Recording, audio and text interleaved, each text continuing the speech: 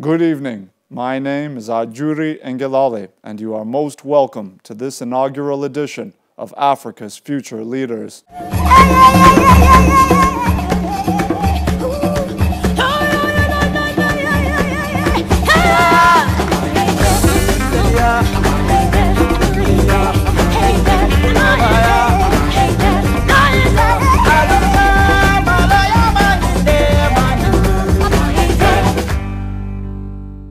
The average age of the 10 oldest African leaders is 78.5, compared to an average of 52 years old for the world's 10 most developed economies.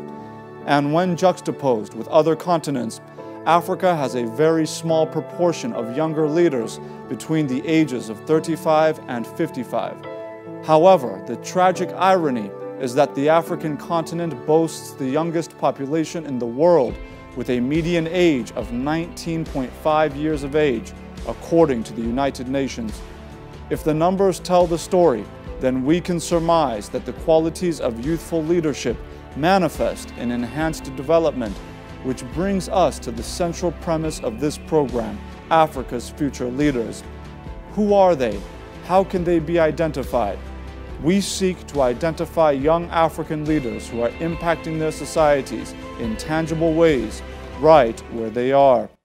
Across the continent, you may or may not see them, but they are there. Most often with little resources and in the face of adversity, these young African leaders work tirelessly for the good of others. They never sought recognition, but it found them. Over the course of this series, we bring you the stories profiling a new generation of African leadership, selfless, sincere, and driven by altruistic purpose to build a better Africa for posterity. These young leaders have chosen to answer the call of a diverse people and a blessed continent, and prove beyond doubt that it is not about how much money you have, or titles and certificates, nor is it about who you know, what God you worship, or where you come from. It's about what is in your heart.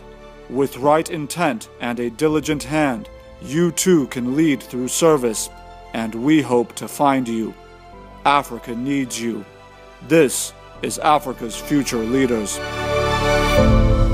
It is our privilege to take you to Nairobi, Kenya, where the Young African Leaders Initiative, YALI, held its Eastern Regional Conference, bringing together several young African leaders of thought and industry from East and Central Africa. We had a rare opportunity to sit down with a select group of distinguished young leaders to better understand the challenges confronting them in their various nations of influence and the solutions they are implementing to bring about development where they are.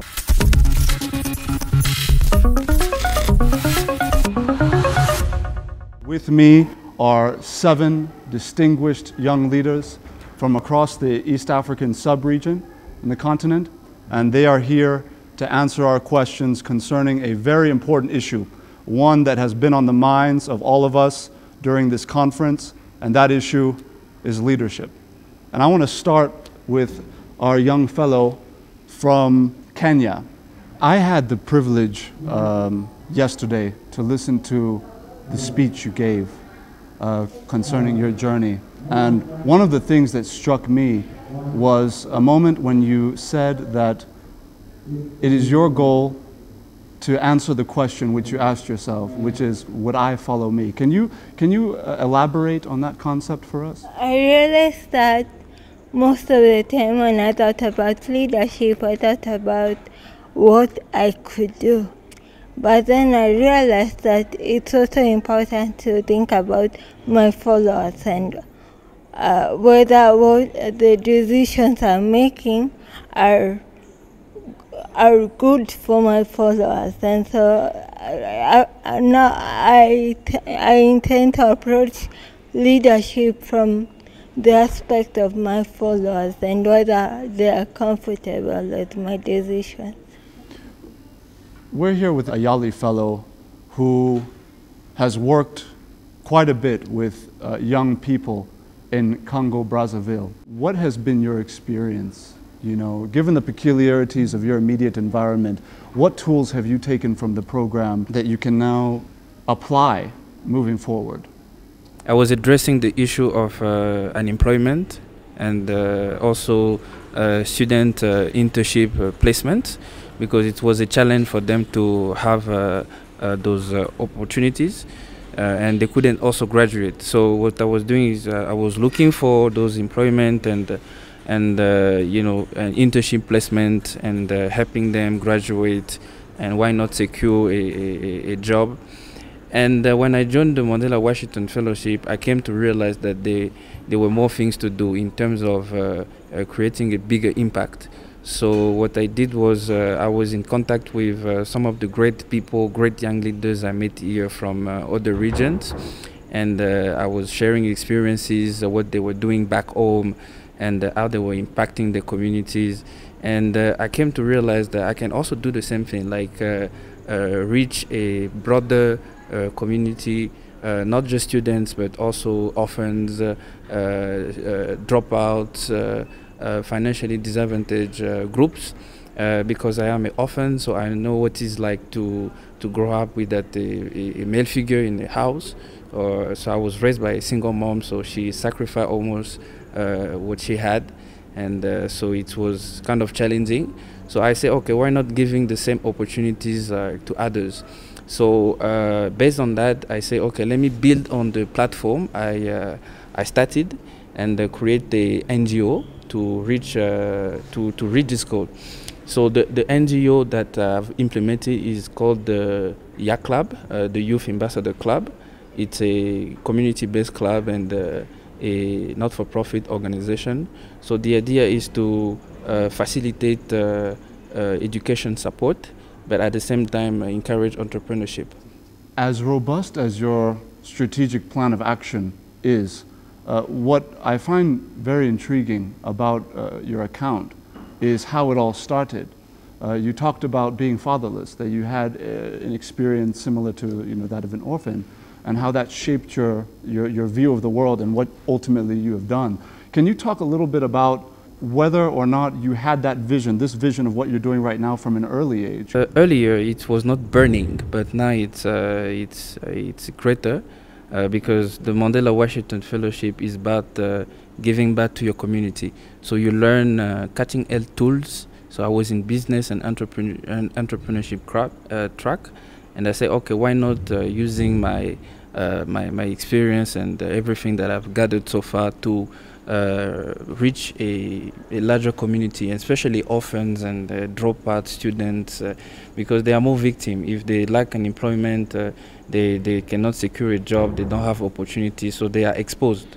So they can do plenty of different things. So we have a phenomenon currently in our country we call the black babies, les bébés noirs. So it's a group of young people. They are stirring up troubles, creating violence and destroying people. So it's kind of hard to see a generation like that. So why not saving those who are not yet in those groups and helping them find a better future? What's really interesting here is I see a common thread.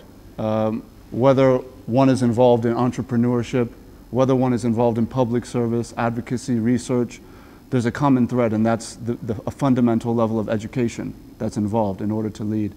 And that takes me to our next Yali Fellow, who has come into this program from the DRC. And one of the interesting things in a previous conversation I had with you was you mentioned that as the largest Francophone country in the entire world, there are many opportunities. But in your view, you said that it's education that is setting the country back and oppressing the possibilities, if you will, for the realization of potentials. Can you talk a little bit about how that has motivated you into your present journey?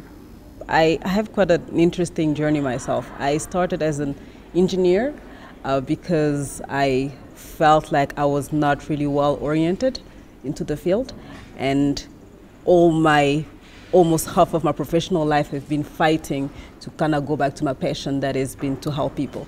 So when I was studying in South Africa, finishing my studies and starting to work as an engineer, going back home and trying to change the system, I was actually able to see how bad the education system was, and how young people were not given the skills to be able to, get jobs, even get, involved in the country's management.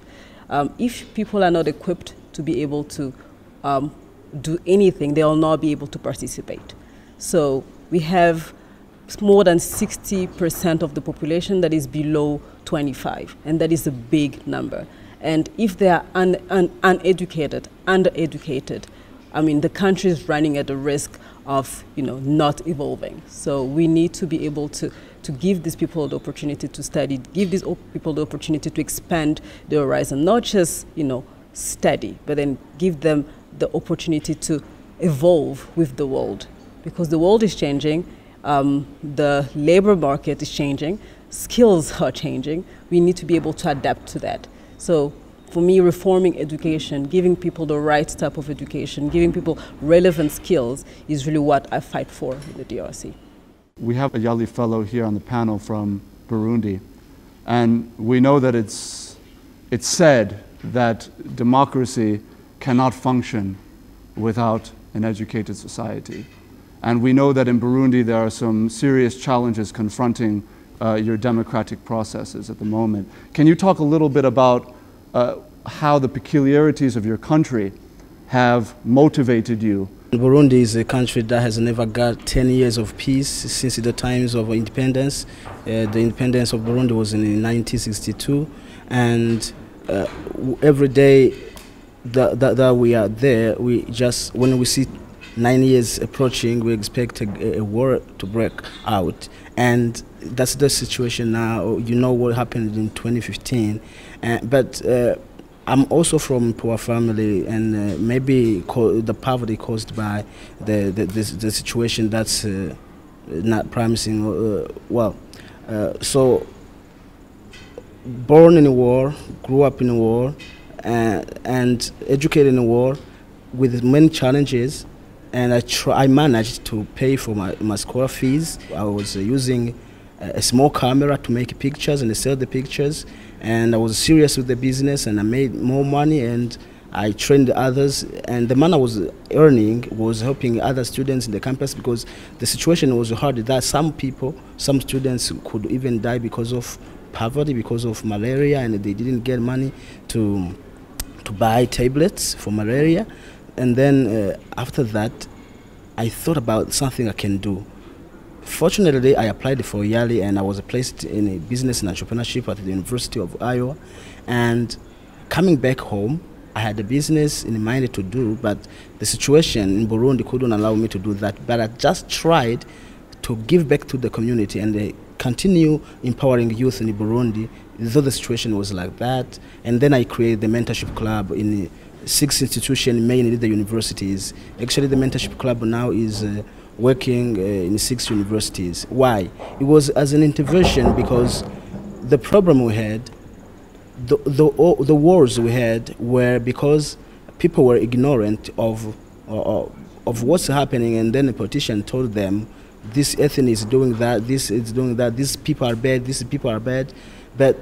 And some were promised something, like a job, like money to live on, and then they were swayed by the money they are given. So I saw that the problem will remain unless people get educated. That's why I just thought about the mentorship club as an intervention, and we are training them about business and entrepreneurship in the perspective that people will have their own money, their own business, give jobs, and with their own money it will be hard for people to incite them to violent actions. So I'm trying to leverage that problem through education.